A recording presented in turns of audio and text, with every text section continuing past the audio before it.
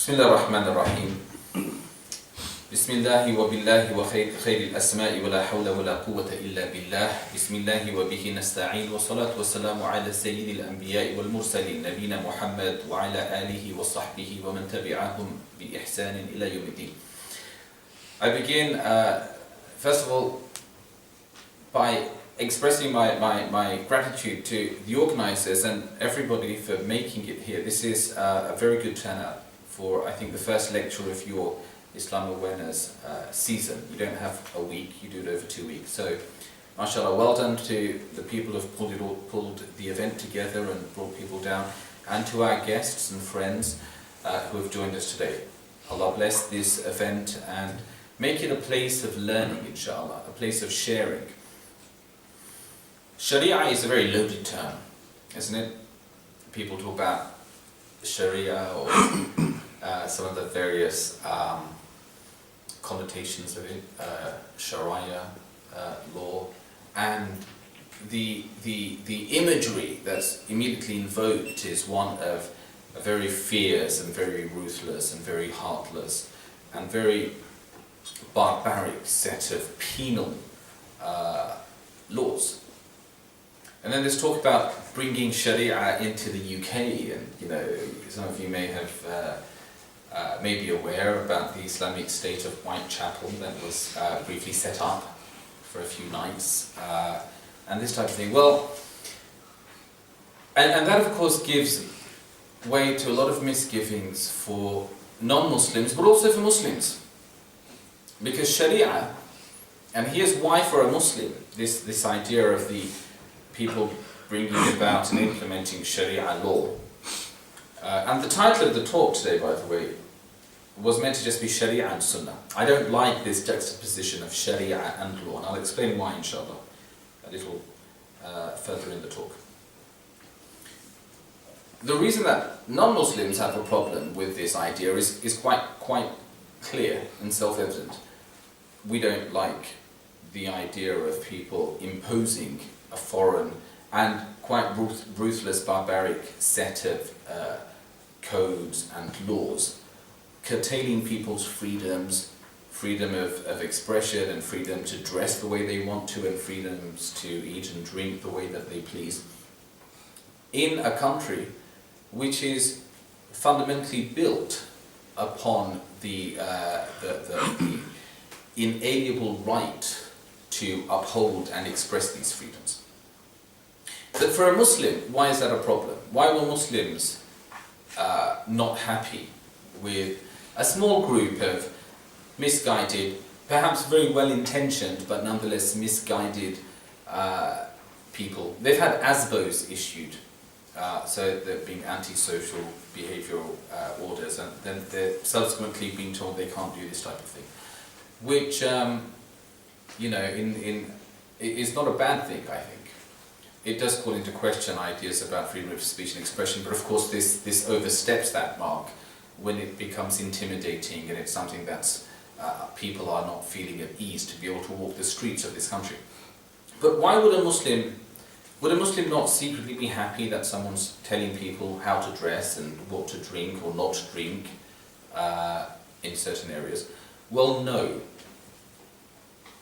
Why not? Because, and here's news for those who don't know it, Sharia law already exists here. This is any place that a Muslim can live by his or her deen. They are living by the Sharia. The Sharia is not simply a very fringe set of penal rules.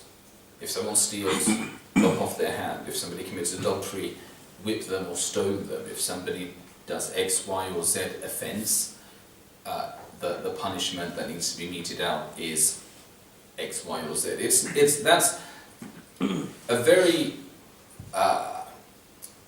offensive oversimplification of something that is vast and expansive. And so let's have a little think about what the word actually means. What does Sharia mean?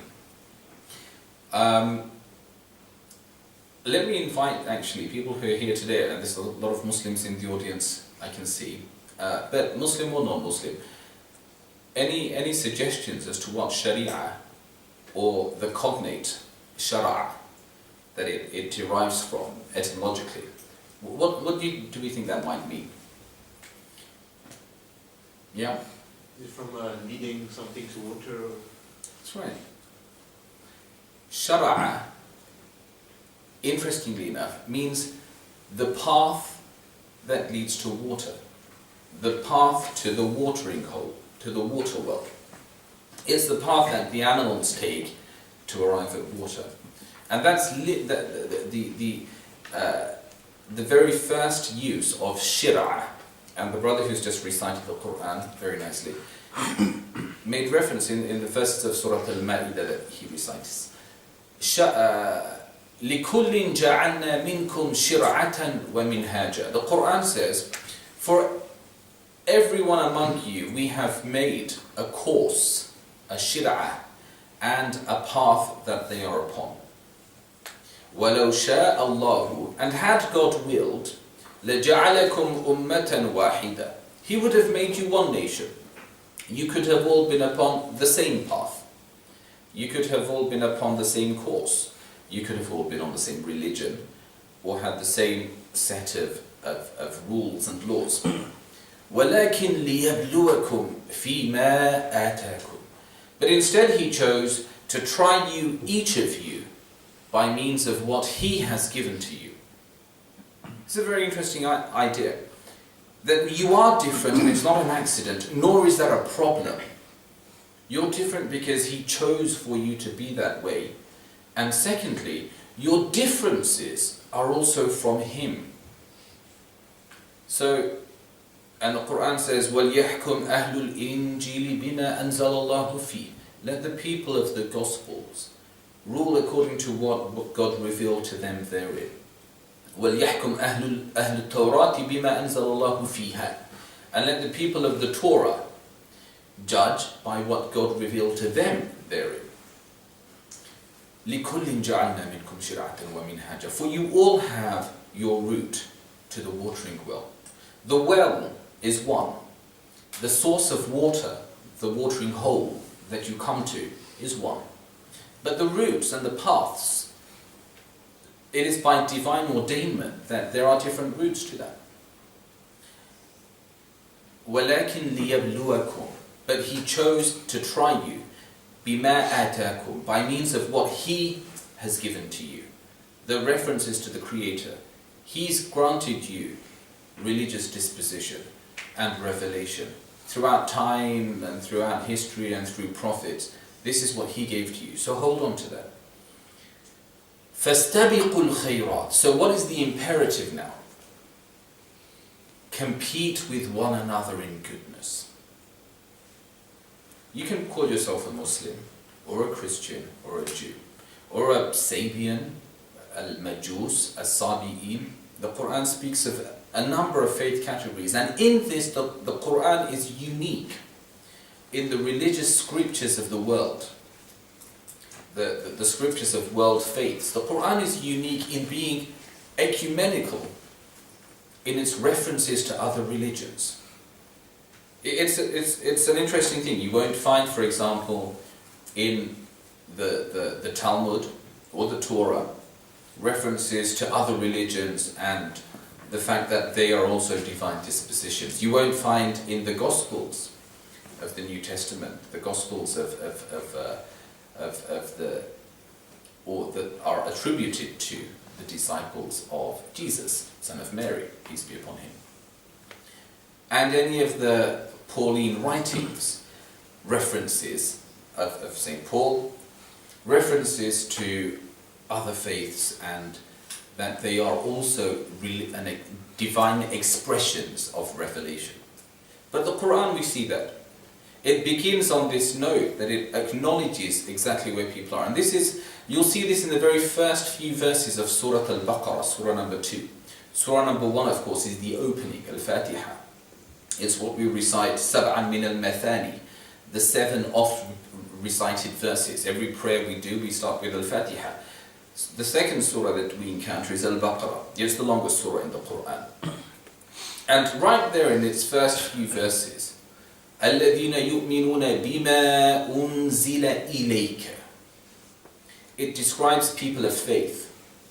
هُدًى لِلْمُتَّقِينَ. This is guidance for any that has God consciousness, for any that yearns after and is in awe of God.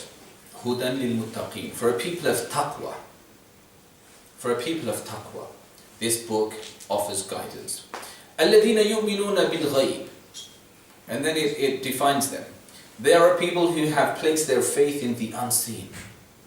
And that doesn't mean that you don't believe in the seen. It means that you don't stop at what you can see, but that we have a transcendent belief. We engage with the physical, but also with the metaphysical. We engage with the world around us, but we don't forget the heavens over us. الَّذِينَ يُؤْمِنُونَ بِالْغَيْبِ. And in the mundane, in the everyday, in the stuff of our everyday life, we find ways to interact with Allah. And this is an important point which I'll be coming back to, inshallah. There are people who engage with the unseen. They believe, they affirm faith in the unseen. وَيُقِيمُونَ الصَّلَاةِ. And they establish prayer. They maintain their relationship with their Creator. Because everybody is, by His grace, is alive, is nourished, is able to enjoy the warmth of the sun and the shelter of the night and the food and the sustenance that He provides. To establish prayer is to maintain the spiritual life, which is sustenance for the soul, as food is sustenance for the body. وَيُقِيمُونَ الصَّلَاةِ وَمِمَّا رَزَقْنَاهُمْ يُنْفِقُونَ. And they're not insular and only interested in themselves. Of what we have granted them, they spend on others. So there's this social obligation, a social responsibility that our attention is drawn to in these first verses of Al-Baqarah. And then straight after that, وَالَّذِينَ يُؤْمِنُونَ بِمَا أُنزِلَ إِلَيْكَ. They are people who believe in that which was revealed to you, Muhammad. وَمَا أُنزِلَ مِنْ قَبْلِكَ. And also the divine messages, the revelation, the divine dispensations that were sent to prophets before you. وَبِالْآخِرَةِ هُمْ يُوقِنُونَ. And they have firm conviction in the hereafter, in a life beyond death. أُولَٰئِكَ عَلَى هُدًى مِنْ رَبِّهِمْ. These are people who are upon guidance from their Lord. وَأُولَٰئِكَ هُمُ الْمُفْلِحُونَ. And these are the truly successful. So the Quran, Al-Baqarah, begins with a description of what it means to be a person of faith. It's not just to be called Abdullah or Muhammad or Aisha or Fatima. It's not just to have a name. It's not just to be associated with an ethnicity or a certain way of dress or a certain type of diet. It is a set of beliefs, convictions, and then actions. It's a package. But within that, an important component is a recognition that God has not spoken for the first time. That God has spoken to humanity from the birth of humanity. And in that, of course, is this recognition that كُلُّكُم مِّنْ آدَمَ وَآدَمُ مِنْ تُرَابٍ. All of you are from Adam. All of you, as the Prophet said, are from Adam. And Adam was from the dust beneath your feet. And he was also raised above the heavens and made for whom the angels were made to prostrate. So this is a common shared ancestry and a noble one. This is important. The Quran then says, شَرَعَ لَكُم مِّنَ الدِّينِ. And He has shara'a, He has laid this course, this path, this way to the watering hole for you of your deen. And deen is a word which Muslims are very familiar with. What does deen mean? People are always talking about we need to get onto the deen. We need to practice the deen. What does deen mean? Way of life. Way of life. Anything else?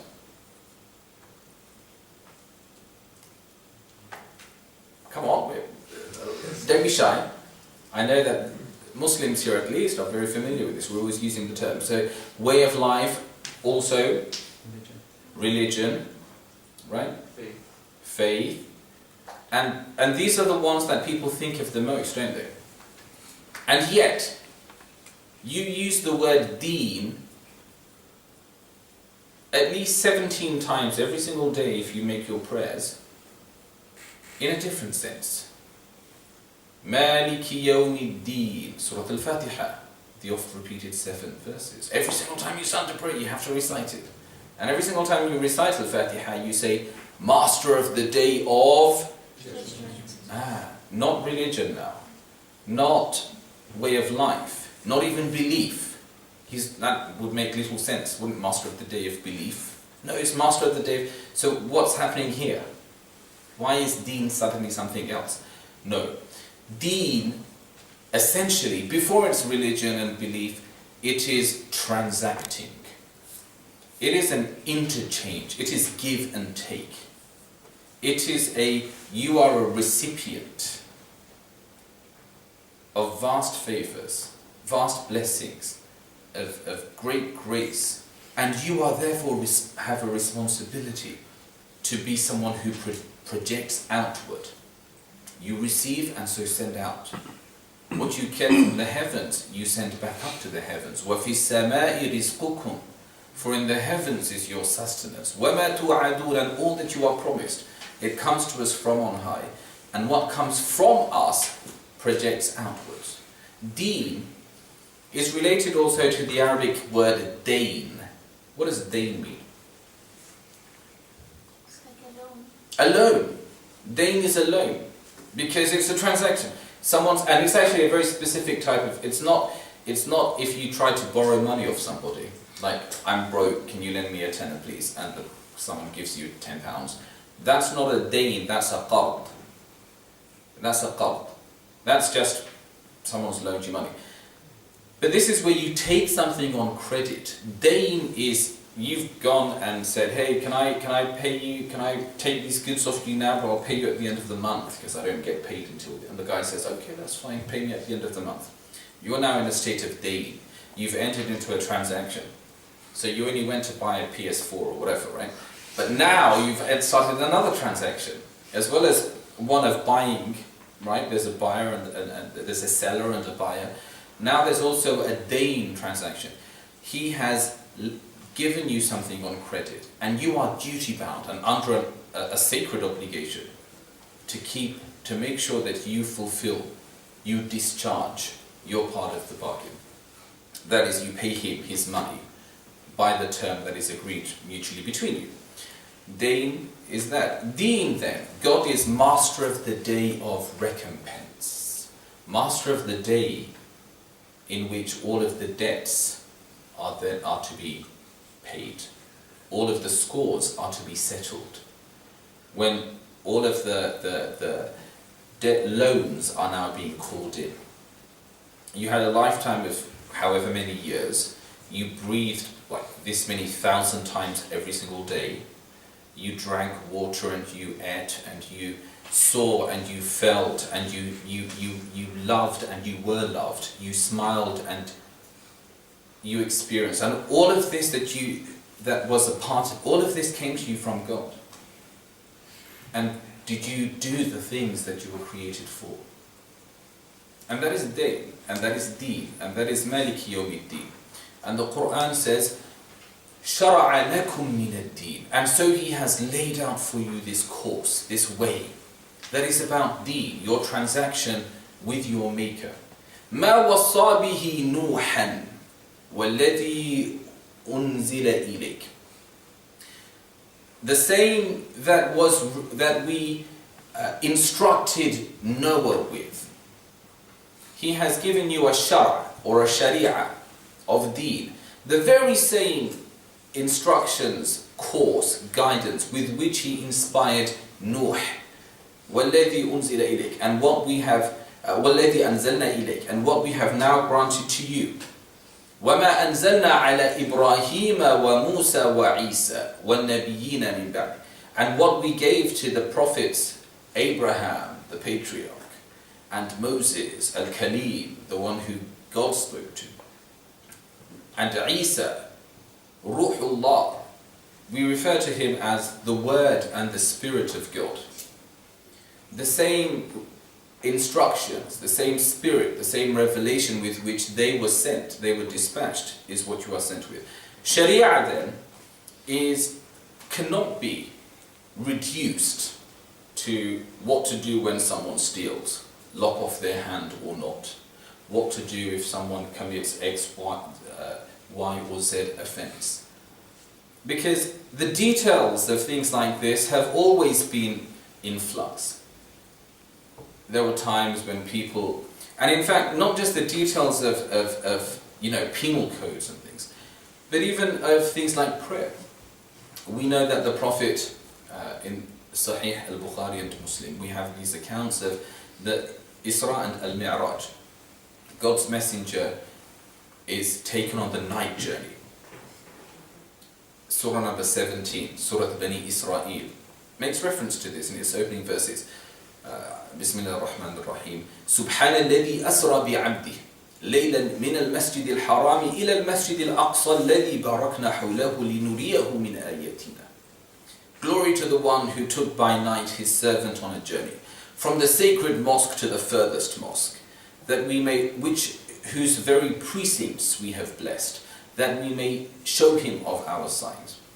And in Bukhari and Muslim we have narrations which tell us that the Prophet is taken to Al-Quds in Ilya, referred to otherwise as Jerusalem, the sacred sanctuary of Al-Quds in Jerusalem, where he meets the messengers that have passed before him. And then from there he's taken and that's the Isra.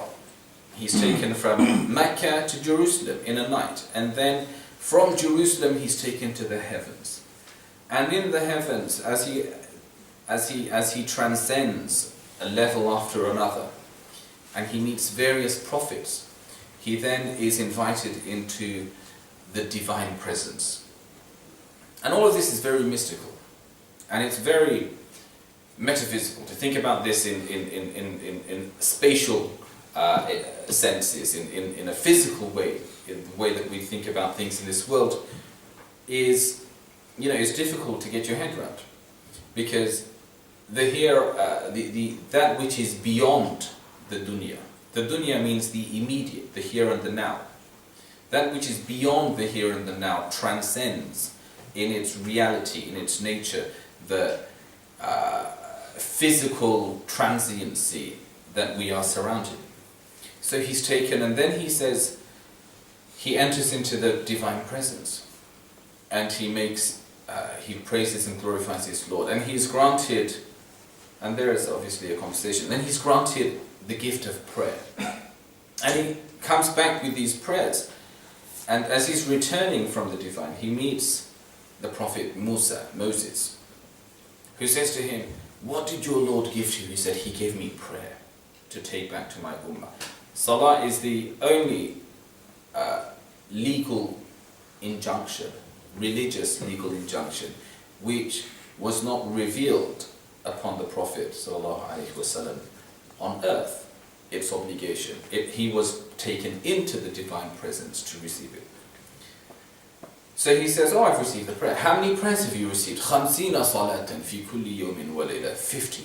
God gave me 50 prayers for my people that they are to hold to in a day. And Musa says, "Go back. 50 is way too much. Your community cannot do 50. Go back." So he returns.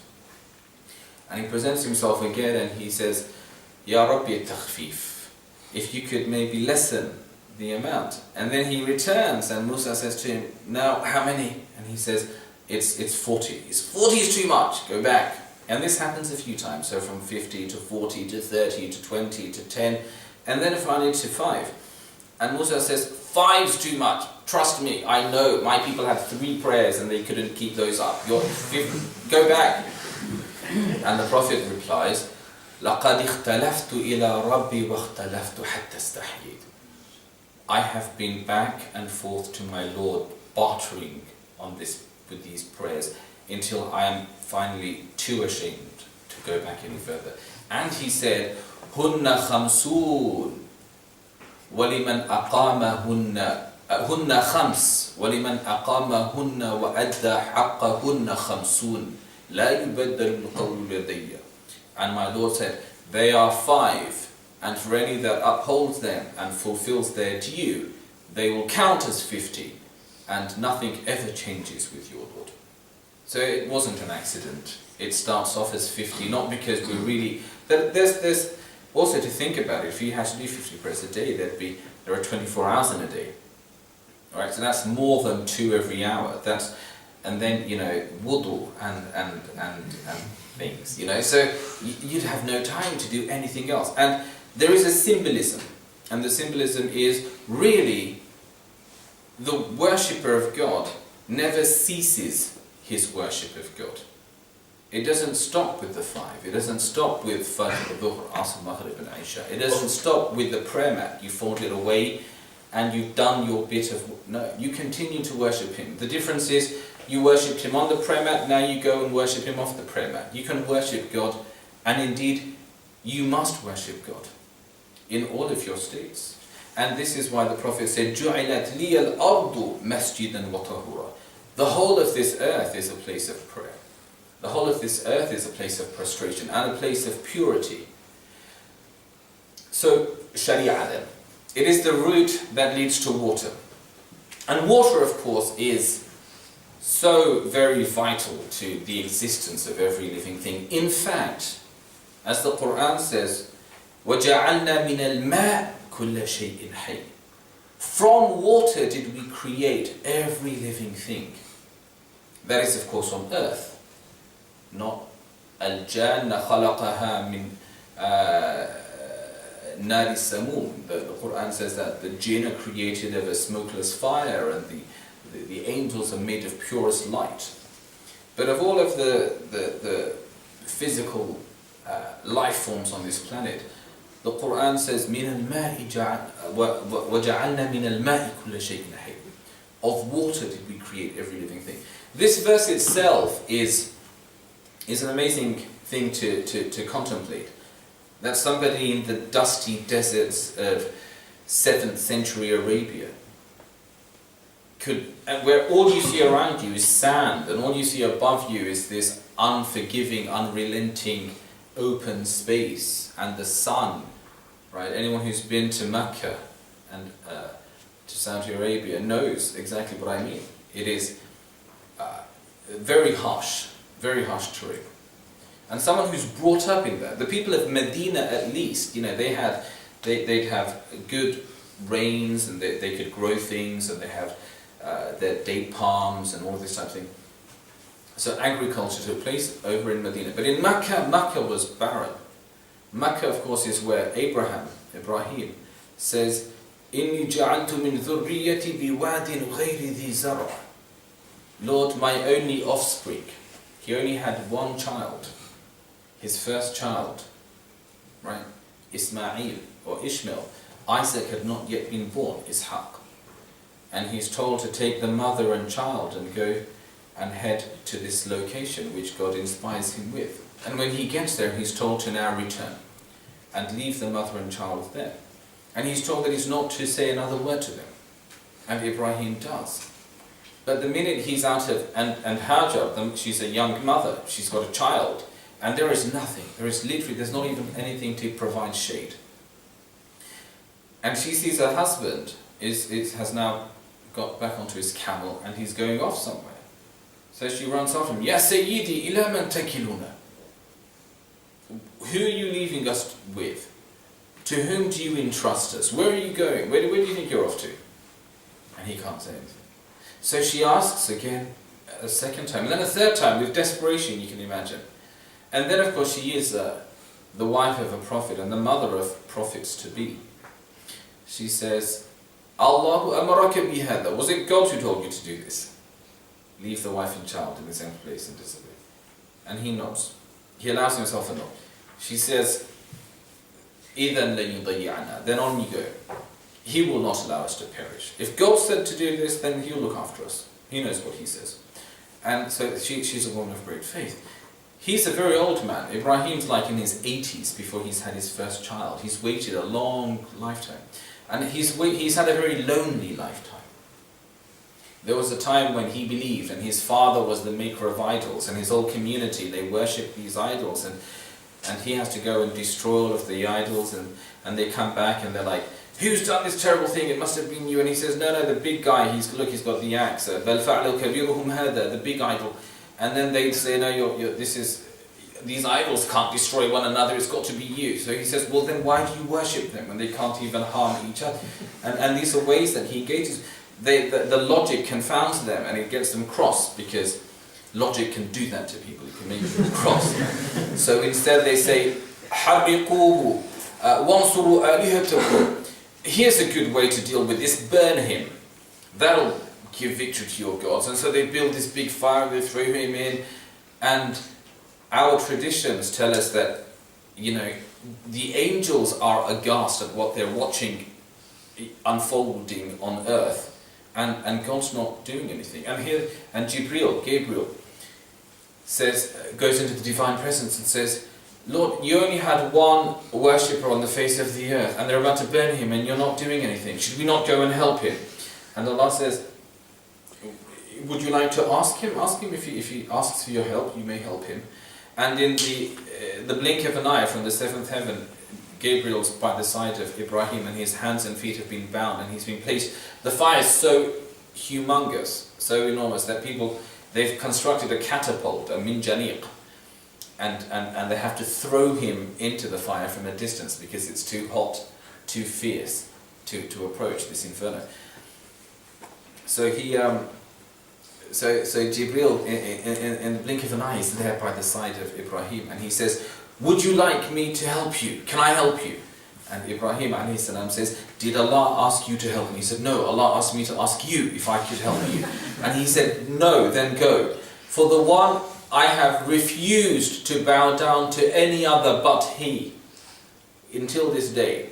And I have refused to take as Lord and God any other but He. I refuse right now to turn to and hope for help from any other but Him. And so he's confounded, and Jibril's not, and Ibrahim's thrown into the fire. Now, Ibrahim places all of his faith in God, not even opting to ask the archangel Gabriel, not rather to help him at this moment. And so God, when He helps him, He refuses to use any earthly means to help him. The fire continues to burn. He could have sent rain clouds and put the fire out. He could have sent strong winds but no. The fire continues to burn, and he's flung into the fire, and the fires burn up the ropes that bind his hands and his feet together, and they cannot singe even a hair on his body. And God shows that He is capable of bringing aid and assistance and victory and relief with or without means.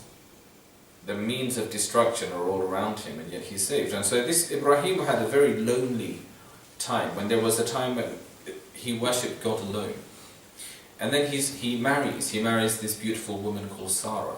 And he takes his wife, and they decide to migrate and travel through the land and try to find a place where they can worship God freely. And as they're traveling through a certain land, the king of this place has an eye for good-looking women, and he's told that there's a very beautiful woman and her husband and a man who are making their way through this land, and he thinks, I want to have this woman for myself. And so he orders them to be brought into his presence. And Ibrahim says to his wife, he says, Sarah, when the king asks me who I am to you, I'm going to tell him I'm your brother. Please don't contradict me.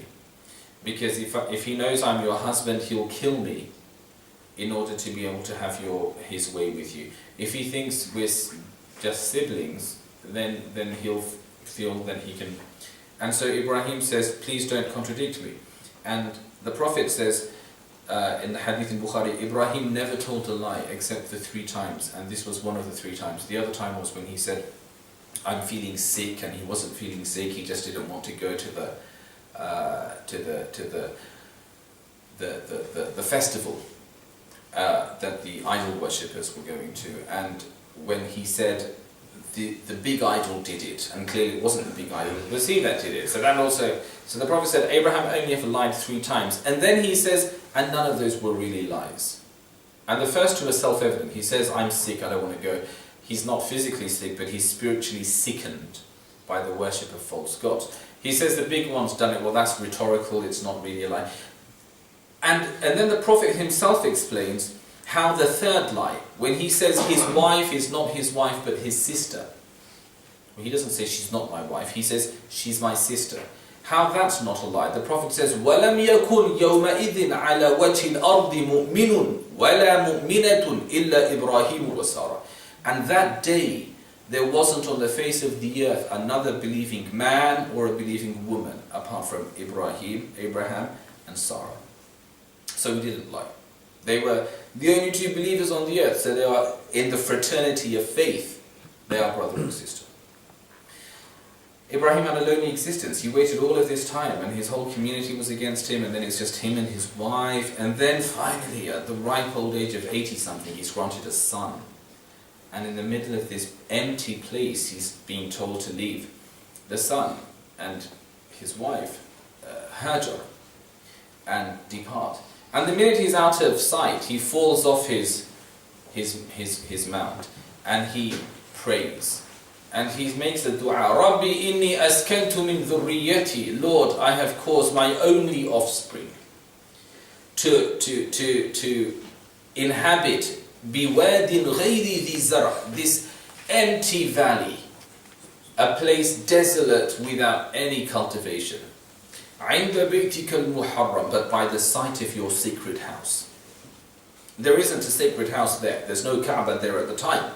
But he's given to know that this is the site of God's sacred house. And what he says next is, I think, particularly important. He says, عند بيتك المحرم ربنا ليقيموا الصلاة. By the site of your sacred house, Lord, in order that they may resurrect your worship, in order that they may establish your worship. You have not been worshipped on the face of this land for such a long time. Look after my son, and look after let him grow, and let him grow to full strength and maturity, and let him have offspring, and let them, Lord, be worshippers. And all of the animal kingdom procreates. Right, that happens.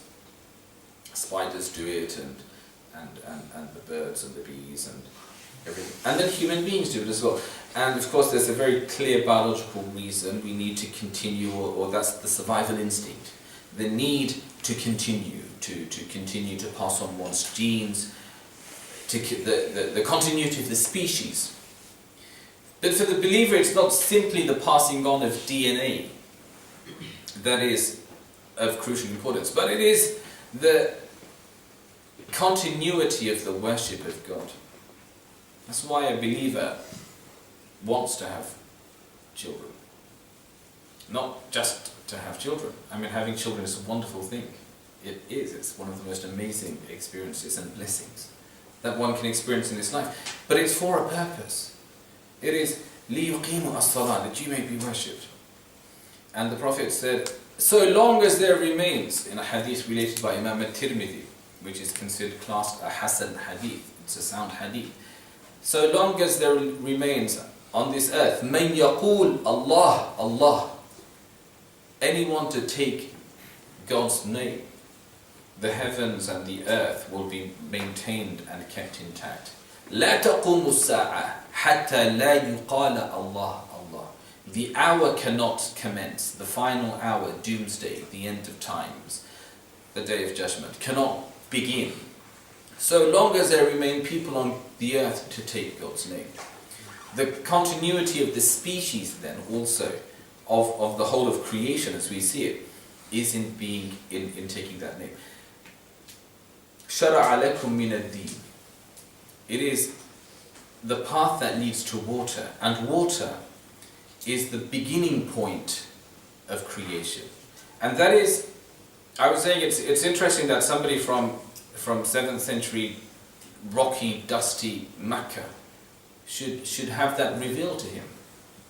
To be able to say, all things are made of water, that 70% of you and I is water, that every cell of ours is massively water, that every plant and every animal, every living thing that we encounter, the vast majority of that is water. And the Quran says, وَمِنَ الْمَاءِ وَجَعَلْنَا مِنَ الْمَاءِ كُلَّ شَيْءٍ حَيٍّ. From water we made all living things. The path to water then is the path to that upon which our very existence depends. And of course water is necessary not just for where we came from, but for our sustenance, for our continuity. You die without water much sooner than you would without food. Becoming dehydrated and you can lose consciousness, and then you can pass out, and if you don't, then your vital organs start closing down and you'll be dead. So water is important not only for the start of life, it's important for the continuity of life. And then water also has another function, doesn't it? This amazing quality. You've just had been feeding your 3-year-old and your hands are sticky. You don't want to wash your hands with anything else apart from water. 7-Up doesn't do it, orange juice, nothing, it has to be water. This something that is pure and it takes away, and then your hands are clean again. And the Quran says, وَيُنَزِّلُ عَلَيْكُم مِّنَ السَّمَاءِ مَاءً لِيُطَهِّرَكُم بِهِ. And God sends down to you from the heavens water to purify you thereby. وَيُذْهِبَ عَنْكُمْ رِجْسَ الشَّيْطَانِ. And it also has a spiritual cleansing, a dimension that's metaphysical. It doesn't just cleanse you physically. We make ablutions before we pray for a reason. Before you stand to worship God, you make wudu. We touch water and we wash. And in the Christian tradition, the idea of baptism and immersion in water, the symbolism with water is a strong one that has existed as long as we have. It's not just for the physical benefits of drinking, of cleansing, but also a spiritual cleansing. The path to water then, Sharia, is not a simplistic and a very reductionist set of do's and don'ts, otherwise hands and feet may be lopped off. It is instead inspiration, revelation of a path that brings you to life, that helps you to sustain life, and a path that ensures your growth and your purity. And human beings, the Prophet of God said this, gave an amazing analogy, and he said, do you think a man who had a stream that ran right past his door 5 times, and he bathed in that 5 times a day, could he remain dirty by the end of the day? And the companion said, no, he couldn't. If he's bathed 5 times a day, he must be we'd consider that to be obsessive compulsive disorder perhaps today. But he said, he'd be very clean if he's had 5 baths a day or 5 showers a day. And the Prophet said, well, that is the example of the prayer. That you do a prayer and then you go into your worldly affairs, and then you stop and you do another prayer. You stop, you put the world on pause and you do a prayer, and then you continue with your chores and your duties, your obligations, your responsibilities, and then you stop and you do a prayer. And then it's time to now rest for the night, and you start by doing a prayer. And then finally it's time to go to bed, and you stop and you do a prayer. And then you've not allowed yourself the opportunity, because for the prayer to be meaningful, إِنَّ الصَّلَاةَ تَنْهَى عَنِ الْفَحْشَاءِ وَالْمُنْكَرِ. Prayer prevents you from shameful and from evil acts. And the Prophet of God said, مَنْ لَمْ تَنْهَهُ صَلَاتُهُ عَنِ الْفَحْشَاءِ وَالْمُنْكَرِ فَلَا صَلَاةَ لَهُ. Anyone who prays and they're not prevented from doing things that they would be ashamed of, they haven't truly prayed. You haven't truly prayed. And they said to the Prophet about a man, they said, O Messenger of Allah, this man, we think he steals. He's got, he's a really shady, dodgy character. And the Prophet said, does he come to the prayer? He says, yes, he comes. And the Prophet said, his prayer will stop him if his prayer is real. So this is the purification.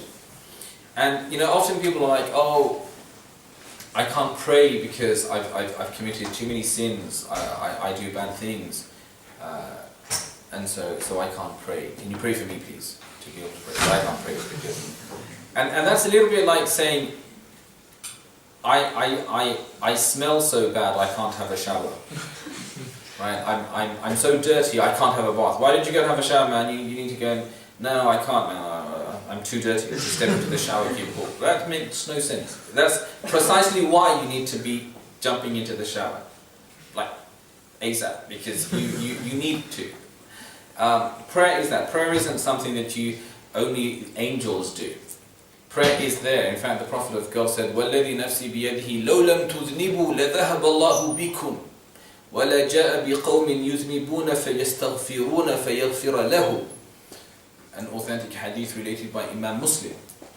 He said, by the one in whose hands lies my soul, were you to not sin, God would take you away and replace you with the people who sinned and then sought His forgiveness, came to Him with prayer and sought His forgiveness, that He could then forgive him, for He loves to forgive.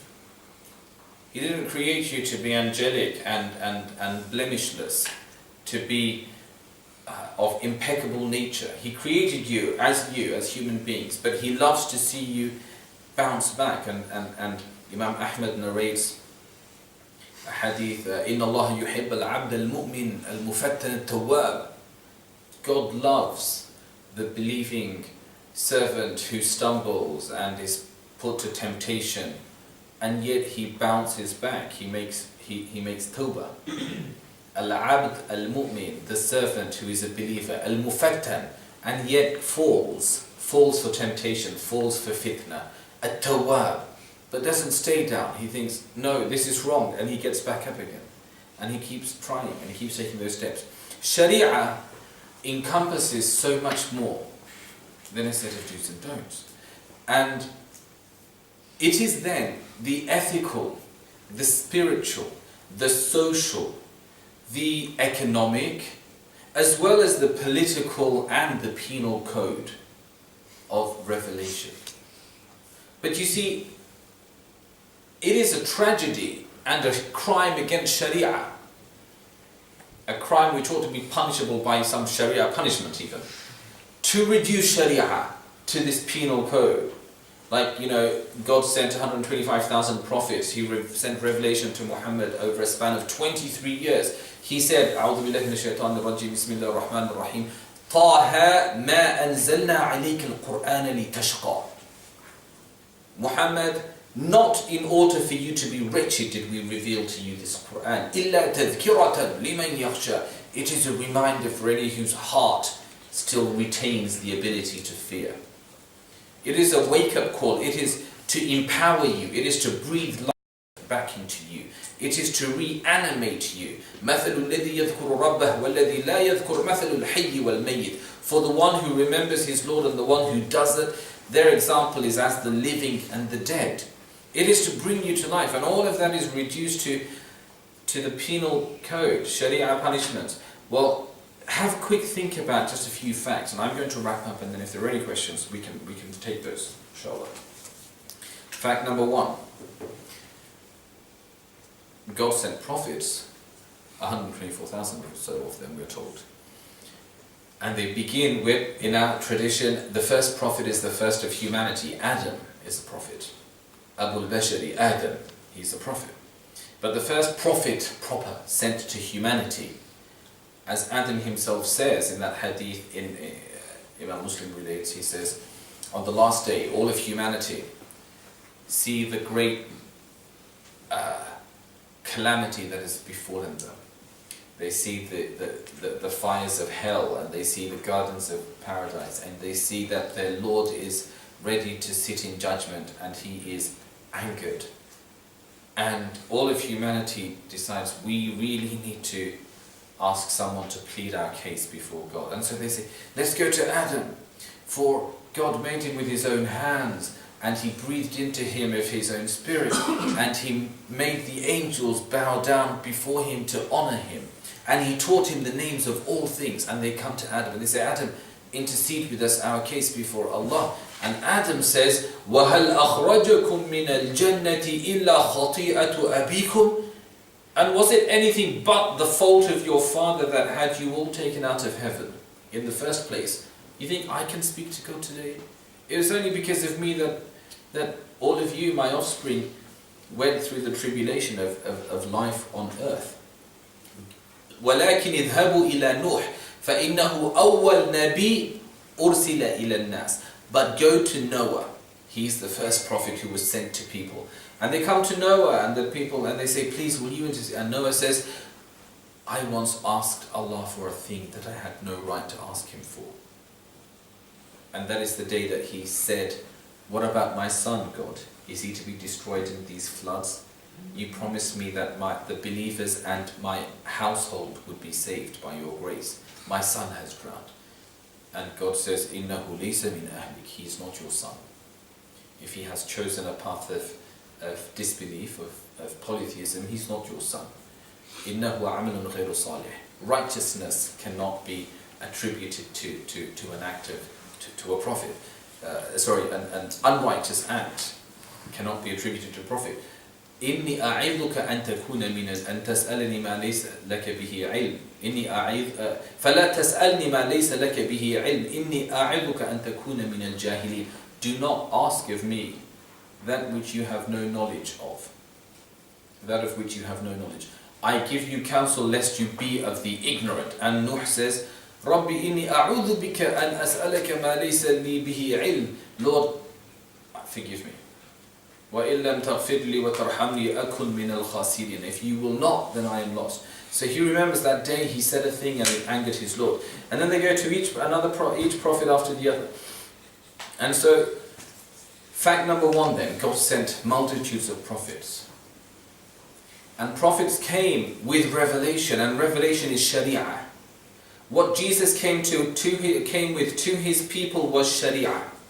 It was how to find themselves back to life. How to be alive, how to live in the glory of God, and how to live for the glory of God, how to live and do righteous works. He challenged people who had institutionalized religion. He challenged those who, the doctors of religion at the synagogues, the money lenders and the priests. And he was very unpopular because of them. And every other prophet that came, and they came in different times and circumstances. And the prophet tells us in a hadith, he says, all of the nations will be resurrected on the last day. And each prophet will head his nation. And Moses, he will head a nation that takes the whole of the horizon, the children of Israel. And each prophet under him will have his own particular community around them. And then I saw prophets walking who only had with them a small tribe of people, a small band of men and women. A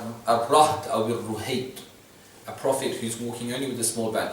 وَرَأَيْتُ النَّبِي مَعَهُ الرَّجُلْ أَوِ الرَّجُلَانِ. And I even saw prophets who had with them but one man or two men. وَالنَّبِي لَيْسَ مَعَهُ أَحَدٍ. And I also saw prophets rise to answer the call of God on the last day, without a single soul walking beside them. There were prophets of God who came to this earth and who lived out their lives and fulfilled their missions and called to God and glorified His name, and not a single person responded to their call. And that detracts nothing from their success. They were successful, they were prophets of God. And this is also a fundamental Islamic belief.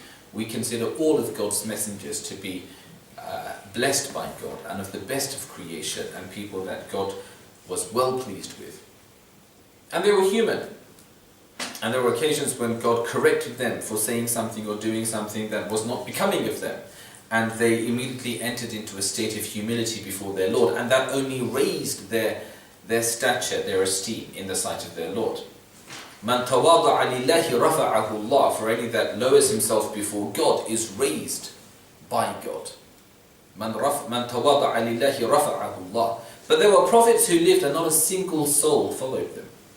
And they were successful. Where was the Islamic state of that prophet? And where was the Sharia law of that prophet? And where Shu'aib, read the Quran, the accounts of the prophets, how many of them had this terrestrial authority, how many of them had kingdoms and people who listened to them and who were under their influence? A very small number. And again, in the Muslim tradition, Dawood and Sulaiman are prophets. David and Solomon, the kings, they are Nabi Malik, they are king prophets. And we have, these small examples. But the vast majority of the prophets came to communities, and their job was to invite them to become people who were in touch with, spiritually conscious to, alive to God again. The essence of Sharia is that. That's fact number one. Of the vast majority of prophets, only a tiny minority ever enjoyed or had earthly authority. And yet they all received and lived Sharia. Fact number two. When was Sharia revealed to Muhammad sallallahu alaihi wasallam? Was Sharia only revealed in the latter part of his mission in Medina? No. The day he receives Iqra, read in the name of your Lord who created. Read, created man from a mere alaq, from a thing that clings. Read, and your Lord is most gracious. He that taught the use of the pen taught man that which he knows not. The day he receives the first words of revelation, he is receiving Sharia, he is receiving his way. And yet, laws, revelation of a penal nature, don't come into existence, aren't revealed, aren't sent to Muhammad sallallahu alaihi wasallam until there is a social and socio-economic society. A nation state has been created, and it's only then that it now how to deal with when somebody does this and when somebody does that. If someone to maintain the social peace, to maintain justice in the context of those times. Now, and that's point number two. Sharia is, or ahkam of hudud, punishments, and the penal code are revealed very later on. And yet Sharia exists throughout all of the Prophet's mission. Fact number three. The most oft repeated hadith, oft cited hadith in fiqh texts that relate to hudud, and hudud means the prescribed punishments. For there are some. The Quran does indeed say, "As-sariqu was-sariqatu faqta'u aydiyahuma." He that steals and she that steals, you will cut off their hands. And the Quran does indeed say, "Az-zaniyatu waz-zani fajlidu kulla wahidin minhuma mi'ata jalda." The woman or the man that commits adultery, you will lash them 100 lashes. It mentions these things, and that is revelation. It's revelation that is very late in the order of revelation, but it's in the Quran nonetheless. And the most oft cited principle, maxim, hadith, which the Prophet ﷺ states in relation to hudud, and which is cited by the authors of fiqh texts of Islamic jurisprudence, is what? Does anybody know? Idra'ul hudud bishubuhat. Waive, i.e. annul, hudud, the punishments, as far as possible on the basis of any grounds of doubt. Beyond reasonable doubt is not a modern phenomenon. 14 centuries ago, the Prophet Muhammad said, sallallahu alaihi wasallam, if there is any grounds for doubt, shubuhat, then do not execute a person, do not carry out any of the penal law. Ma'iz al-Aslami, in the whole of the Prophet's career, there are only two people who were put to death for adultery, who were executed. Now, it sounds barbaric, and indeed it is. And a very important point to be made here is, it is barbaric deliberately. in order for it to be something that people are under no doubt about, it's the severity of the crime of stealing, of adultery, etc. These are things that destroy societies. And yet, the bar is set so high, it's a deterrent, so it's deliberately made to be horrific. But the bar is set so high, in order for this to be actionable, for someone to actually be able to be executed for the crime of adultery, that in practical terms it is actually not possible for people, independent witnesses, have to be able to give evidence to have seen the act of copulation, the act of adultery. And not even, you saw them in bed together, that's not good enough. It has to be more explicit. It has to be explicit to the point of being, very, very graphic, describing witnessing penetration. Now that is not feasible, and also that's without breaching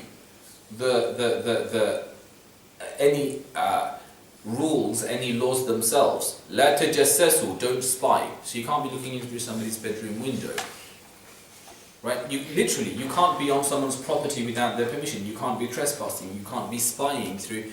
So how can four people ever be able to give witness, testify to observing such a thing, unless it happens in broad daylight in the park or something, right? In which case there's really a problem, there's a social problem.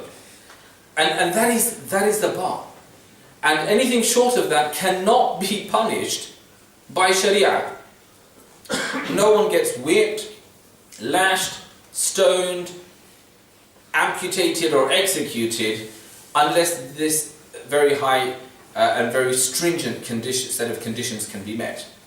And this is why nobody was ever executed or put to death, or the punishment, the hudud, the punishment that exists for adultery was ever carried out against anybody during the lifetime of the Prophet and his companions, except twice when two separate individuals, came to the Prophet repeatedly and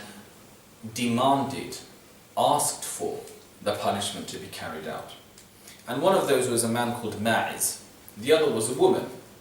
We don't know her name. The historians, the texts, the books of hadith, or the narrators of hadith, to honor her, did not mention her name or the tribe that she was from, but said, the family that she belonged to, but mentioned only that she was a woman from Banu Ghamid. So they refer to her as the Ghamidi lady, Al-Ghamidiyya. That's all we know about her. But Ma'iz we know about. Ma'iz comes to the Prophet. Before that, Ma'iz has committed adultery. And he's an outsider. He's come to Medina and he's working as a shepherd for a certain person who's called Hudayl. And Hudayl, is taking a stroll one night over throughout his property, and he sees Ma'iz and a slave girl who are in a very compromised situation, in the act of committing adultery. And Ma'iz is a new convert to the faith. And Hudayl says to Ma'iz, "You've done a terrible thing. You've committed adultery. That's like one of the great sins. I mean, you'll probably go to hell for that." And Ma'iz is very afraid. And so he says to him, "Go to the Prophet and tell him that you've done this. And he will then punish you, and that will be a cleansing for you before God."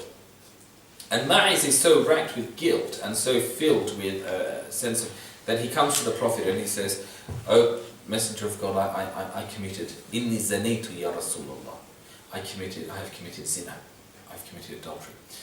And the Prophet's reaction, and this is in public, right? It's something that's being publicly attested to. And the Prophet's reaction is, he turns away and says, لَعَلَّكَ قَبَّلْتَ. No, he says, لَعَلَّكَ نَظَرْتَ. He turns away and he says, maybe you looked inappropriately at a woman, and he's walking off. What's he done there? he's forcing us as a community to see. The first imperative is to find any alternative interpretation that you can use, even however far-fetched it might be. A man says, I've committed zina, right? I've committed adultery, and you can say, maybe it's the zina of the eyes. لَعَلَّكَ نَظَرْتَ. Maybe you looked with your eyes, and I'm going now, I've got something else to do. Ma'iz comes from the other side, Ya Rasulullah, inni zanaytu. No, I've committed zina. He says, لَعَلَّكَ لَمَسْتَ. Maybe you touched somebody that you shouldn't have touched. Maybe it was a zina of the hands, and he's walking off it. He comes from, Ya Rasul, inni zanaytu. He says, لَعَلَّكَ قَبَّلْتَ. Maybe you kissed. Right? Maybe it's a zina of that's fine, I'm going. Ya Rasulullah, inni zanaytu. And he says it a fourth time, and then he says it in a graphic way. And he says that I have committed illicit sexual intercourse. And now it's 4 times, and he says, establish the hadd over me. And the Prophet of God then is now, this is a socially binding, and the Quran made it so that really it was impossible for it to be actionable except someone's come and insisted 4 times publicly. And every attempt to try to waive, see the hadith, idra'ul hudud bishubuhat. If there are any grounds for doubt, and even if there aren't, create some. What did the Prophet do? He created grounds for doubt. The man saying, I've committed zina, the Prophet saying, yeah, probably zina of the eyes, hands, lips. I don't need to go any further. I don't need to go to any other part of the anatomy. Right? We can, and he insists. And then this man is put to death. And when he's put to death, the Prophet then comes to learn that it was Hudhayl's instructions, his prompting the young Ma'iz, that led to him being so racked with guilt that he came to the Prophet and confessed, and insisted, in spite of the Prophet's attempts otherwise, to have the punishment meted out on him. The Prophet learns it was Hudhayl, and he says to him, Ya Hudhayl, إِنَّكَ لَوْ سَتَرْتَهُمَا بِثَوْبِكَ لَكَانَ خَيْرًا لَكَ مِمَّا صَنَعْتَ. Hudhayl, when you came upon them, upon Ma'iz and the girl, and you saw them in the act of adultery, it really would have been better for you to cover them with your cloak and carry on moving past, than to do what you did, which was to tell him to come and seek the execution of its punishment. This is a hadith that Imam Abu Dawud relates. إِنَّكَ لَوْ سَتَرْتَهُمَا بِثَوْبِكَ لَكَانَ خَيْرًا لَكَ مِمَّا صَنَعْتَ يَا هُذَيْلِ. If only you'd covered them with your own cloak and carried on moving past, that would have been far better than what you did. Why did you ask him to come to me? Why did you tell him that this was the only way for him to be forgiven? And then of course there's the Ghamidiyya, and I'm not going to go into her but in short, if I may I? Yeah, okay. She, we're getting on, so I'm going to wrap things up, inshallah. She comes to the Prophet and says, Ya Rasulullah, inni asabtu haddan. Ya Rasulullah, I've committed this zina and I need the punishment to be carried out. And the Prophet again, he tries the same thing, and he says, maybe you did this. She says, please don't do to me what you did to Ma'iz. I'm with child from the illicit relationship. So she's like, this can't be, no one gets pregnant from a zina of the eyes, right? Or a zina of it doesn't matter how good a kisser you are, zina of kissing. This is very serious. She says, the Prophet says, I'm not going to kill an innocent unborn child because of the crime of its mother. Go away and have your child. So she sent her. And he's hoping that she won't come back. However many months later she returns. She's delivered the child, and she comes with this newborn child in her arms. I have delivered the child. Now will you punish me and set me free of my sin? And the Prophet says, what? And deprive an innocent child of his mother's milk? No. Go and breastfeed your child. Wean the child. He sends her home again, hoping that another year or so, when people breastfeed, for 2 years, the Quran says,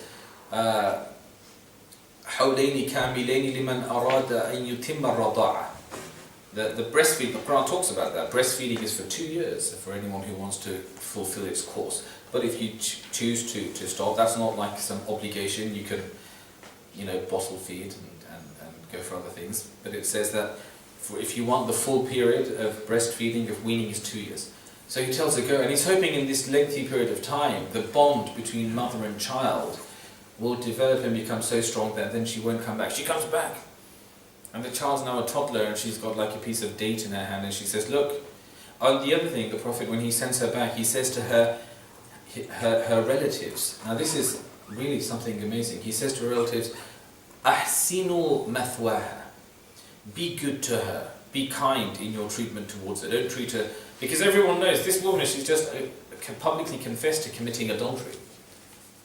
And it's only adultery if you're married, right? So this is, she's married and she's had a child, and yet she's been unfaithful to her husband, and she's having a baby, or she's had a baby with somebody else. And the Prophet's instructions to her family are, be good to her. Be good to her.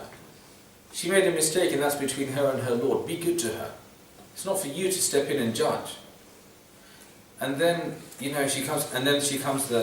she's got the child and she's now demonstrating the child's no longer taking milk and is now weaned. And then she insists on the same course and she is also put to death. And it's not nice, it doesn't sound nice, but it is something that she insists on. And it is also something, of course, that the Old Testament tells us that God revealed to prophets before our prophet. And then that's an interesting, it's something to think about. We believe in God. If you're a Christian or a Jew or a Muslim, we believe in God. We believe that God revealed these things.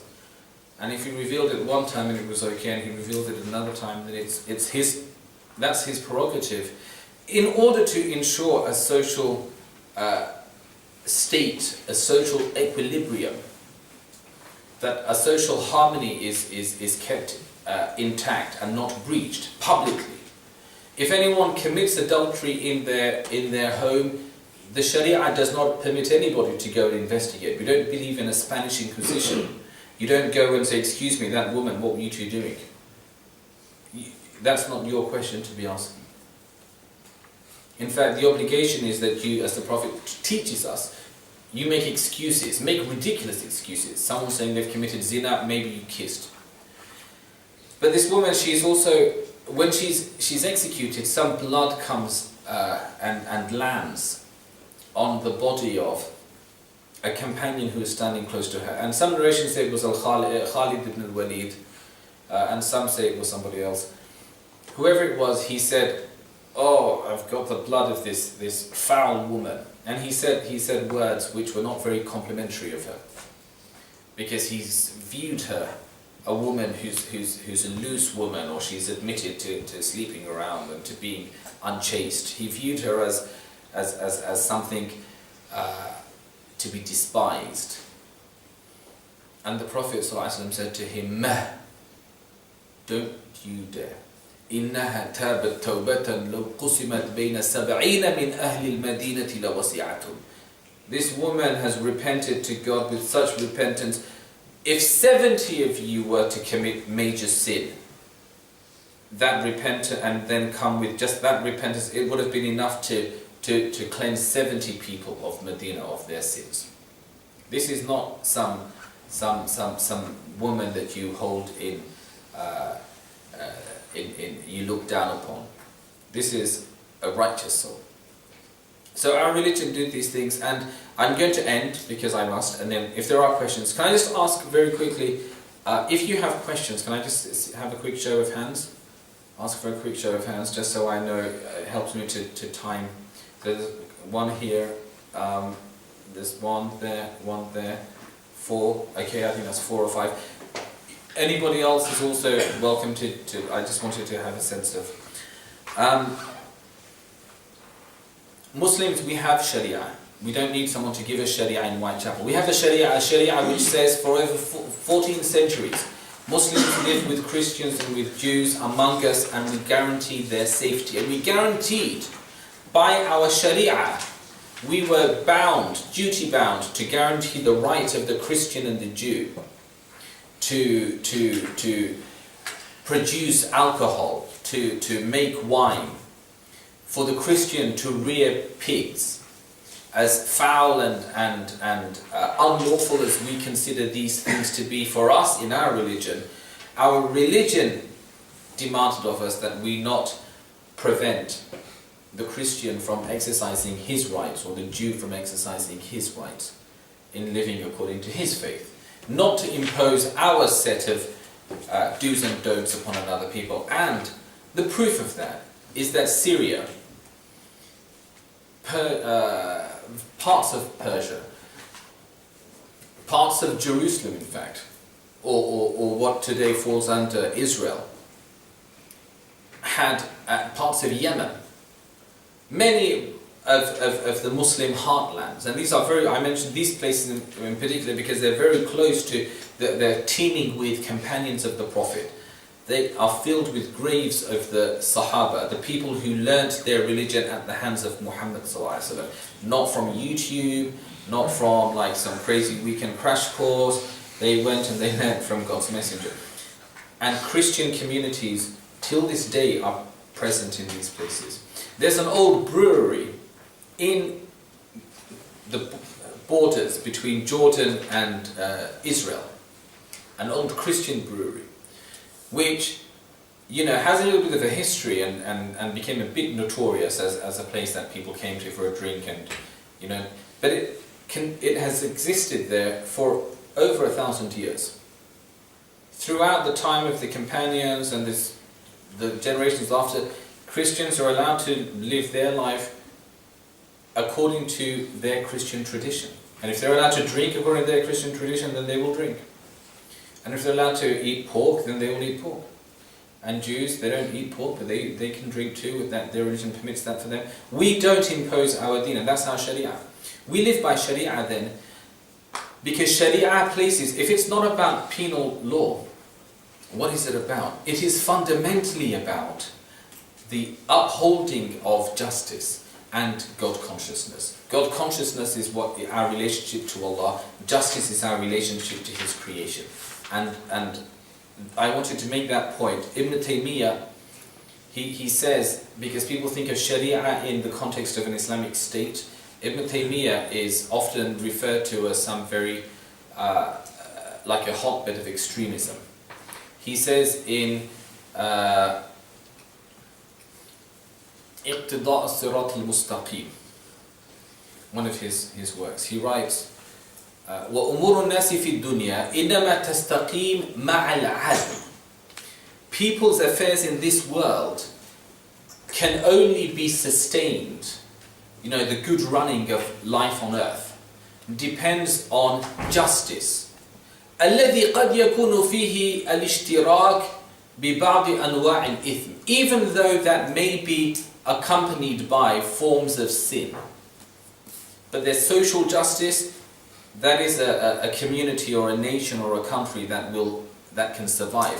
أكثر مما تستقيم مع العدل مع الظلم في الحقوق وإن لم يشترك في إثم. Much more so than a people who oppress others in terms of their rights, a denial of rights. ظلم في الحقوق. This is like a mid-classic Muslim scholar talking about human rights and a suppression of rights. Any country that is guilty of suppressing rights, وَإِن لَمْ يَشْتَرِكْ فِي إِثْمٍ, even though it's otherwise a very God-fearing and upright society and it doesn't commit any sins or allow any sins to take place in it. But the fact that human beings are quashed, human rights, people's rights are being infringed upon, means that that society is doomed to fail. And then he goes on to say, وَلِهَذَا قِيلْ إِنَّ اللَّهَ يُقِيمُ الدَّوْلَةَ الْعَادِلَةَ.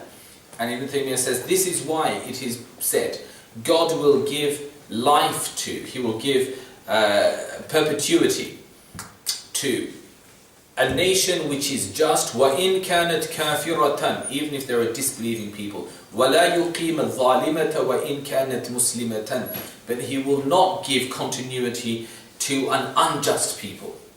That cannot be sustained, that state of affairs. We've seen the Arab Spring and then the aftermath and the winter of discontent.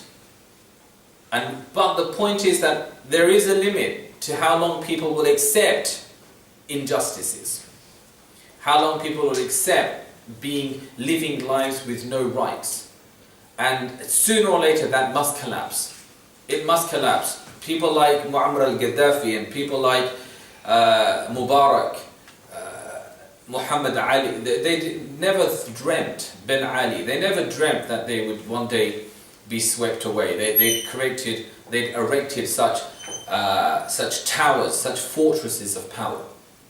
But he says, God will give life to a disbelieving people as long as they have justice, but He will not give continuity to a believing people who are unjust among themselves and unjust to others. And the Prophet ﷺ said, من قتل معاهدا من ظلم معاهدا أو انتقصه أو أخذ ماله من غير طيب نفسه أو كلفه ما لا يطيق فأنا خصيمه يوم القيامة. The Prophet of Allah ﷺ said, anyone who oppresses a non-Muslim that we have guaranteed security to, we live among them and they're free from our harm, we're free from their harm.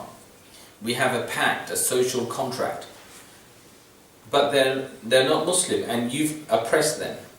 أو انتقصه, or you've taken, you've belittled them. أو أخذ ماله, or you've taken his property without his permission and goodwill. أو كلفه ما يغلبه, or you've forced him into a situation that he cannot bear. أنا خصيمه يوم القيامة. I will be your adversary on the last day. It's not some non-Muslim that you oppressed. You will face God's messenger on the last day, who will argue the case of the non-Muslim that you were unjust to. So this is our Sharia. Beyond that, beyond the sort of political, how we engage with one another, the Sharia is the fact that you smile at one another. The Sharia is the fact that you remove broken glass and harmful things from the pathways of people. The Sharia is that you are kind to animals, and the Prophet told us about a woman who will go to hell, who was a righteous woman otherwise, but she was cruel to a cat. She tied it up until it starved to death. And he says, لا هي تركتها أطلقتها ولا هي أطعمتها. She neither freed it to eat itself of its, nor did she feed it. She kept it. This woman had issues. Actually, maybe she didn't like cats.